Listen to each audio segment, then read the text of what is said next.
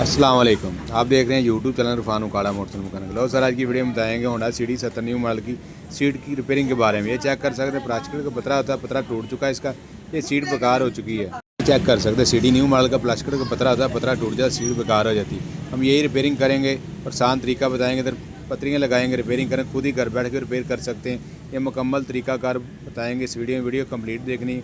नए वीडियो देखने वाले दोस्त लाइक और सब्सक्राइब लाजमी करें, आने वाली मजीद वीडियो ऐसे दोस्तों तक पहुँच सके। ये चेक करें, जो हारने वाली दो पतरी लेनी है आपने, जो 10 नंबर के नट बोल्ट लेने।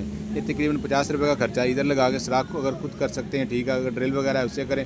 अगर ड्रिल नहीं है देसी जुगाड़ दिखाएंगे, 4 मुँह वाला कोई पेचकस ले लें, लेके इसको घुमाएंगे आस्ते आस्ते, ये प्लास्टिक में सुराख हो जाता है। 4 मुँह वाला कोई पेचकस ले लें, हाथ से ही घुमाना है, इसे घुमाते जाएंगे, पेचकस की मदद से इसमें सुराख हो जाएगा। प्लास्टिक की सीट होती है, प्लास्टिक का पत्थर होता है, ये चेक करें, घुमाएंगे, घुमाने से इसके अंदर हो जाएगा सुराख। हमने दो तरफ ऐसे ही सुराख करने हैं, जैसे पहला सुराख किया आपके सामने चेक कर सकते हैं, 4 मुँह वाला पेचकस की मदद से सुराख करेंगे। ये चेक करें, सुराख हो चुका है आपके सामने।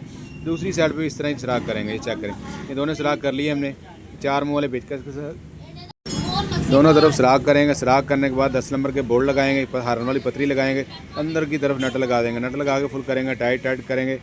परली साइड पे भी ऐसे टाइट करेंगे, दोनों साइड में टाइट कर देंगे। टाइट करके सीट की फिटिंग पहले से ओरिजिनल जैसी हो जाएगी।